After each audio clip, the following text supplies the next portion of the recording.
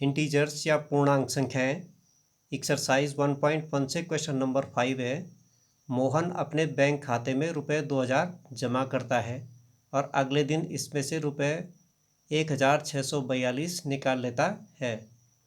यदि खाते से निकाली गई राशि को ऋणात्मक संख्या से निरूपित किया जाता है तो खाते में जमा की गई राशि को आप कैसे निरूपित करोगे? निकासी के पश्चात मोहन के खाते में शेष धनराशि ज्ञात कीजिए। तो देखिए, मोहन अपने बैंक खाते में जो रुपये 2000 जमा कर रहा है, इस जमा धनराशि को लिखेंगे हम धनात्मक। तो मोहन द्वारा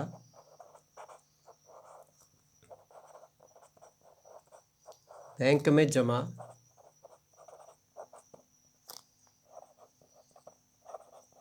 जमा धनराशि, इसको क्या लिख लेंगे हम? ₹2000। मैं +2000 लिख लेता हूँ इसको। वैसे +2000 लिखने की आवश्यकता नहीं है इसमें, परंतु आप लोगों की समझ के लिए इसको पॉजिटिव इंटीजर्स के रूप में लिखा जा रहा है, इसलिए इसको हम लिख देते हैं पॉजिटिव इंटीजर, धनात्मक पूर्णांक हिंदी में। और मोहन द्वारा जो निकाली गई राशि, मोहन द्वारा निकाली गई धनराशि बराबर ₹1642, 1642। तो इसको नेगेटिव इंटीजर्स कहेंगे, इसको कहेंगे हम ऋणात्मक पूर्णांक। वैसे तो हम इसको जो है 4th क्लास की तरह 2000 में से 1642 माइनस कर देते तो हमारे पास इसका आंसर आ जाता, परंतु हमें क्वेश्चन करना है 7th क्लास के हिसाब से, अर्थात इंटीजर्स के हिसाब से। तो देखिए, इंटीजर्स का प्रयोग करते हुए बैंक में जो धनराशि शेष रहेगी, इसकी निकालने के बाद बैंक में शेष धनराशि, तो बैंक में जो शेष धनराशि होगी वो क्या होगी? 2000 प्लस -1642। क्या कर लेंगे? देखिए, 2000 माइनस हो जाएगा, प्लस और माइनस माइनस 1642। चाहे तो इसको एक सामने घटा लेते हैं कहीं पे। 2000 1642, 10 में से 2 चले गए तो बचे हमारे पास में 8, 9 में से 4 चले गए तो 5, और यहाँ पे 19 में से 16 चले गए तो हमारे पास बच गए 3। तो 358 रुपये जो है मोहन के खाते में 1642 रुपये निकासी के बाद शेष रह जाएंगे। तो इस प्रकार से हम इंटीजर्स का प्रयोग करते हुए इन प्रश्नों को हल करेंगे। क्वेश्चन नंबर 6 है, रीता बिंदु ए से पूर्व की ओर बिंदु बी तक 20 किलोमीटर की दूरी तय करती है। माना कि कोई बिंदु है, यहाँ पर हम इसको थोड़ा सा एक संख्या रेखा के जरिए समझाने की कोशिश करते हैं। देखिए, कोई पॉइंट है यहाँ पे ए और यहाँ पर कोई पॉइंट है बी।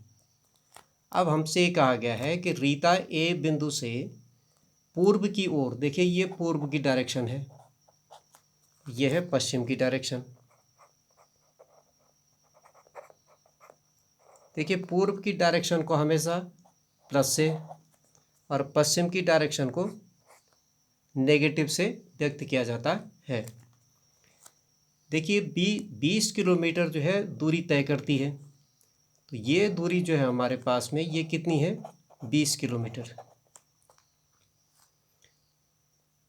उसी सड़क के अनुदिश बिंदु बी से वह 30 किलोमीटर की दूरी पश्चिम की ओर। देखिए, अब ये जो है दूरी कहाँ की ओर तय की जा रही है? वापस विपरीत दिशा में कितने किलोमीटर? 30 किलोमीटर। तो देखिए 30 किलोमीटर जब यहाँ ए बिंदु से बी बिंदु के बीच की दूरी 20 किलोमीटर है, तो जो वापसी होगी वो कहीं इस पॉइंट पे होगी, अर्थात यहाँ से 10 किलोमीटर और इधर को। तो ये किधर को आएगा? माइनस की डायरेक्शन में।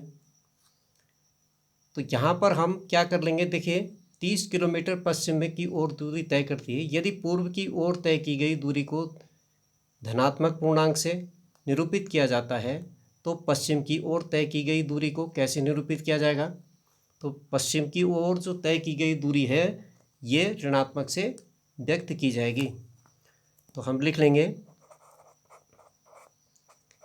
पूर्व की ओर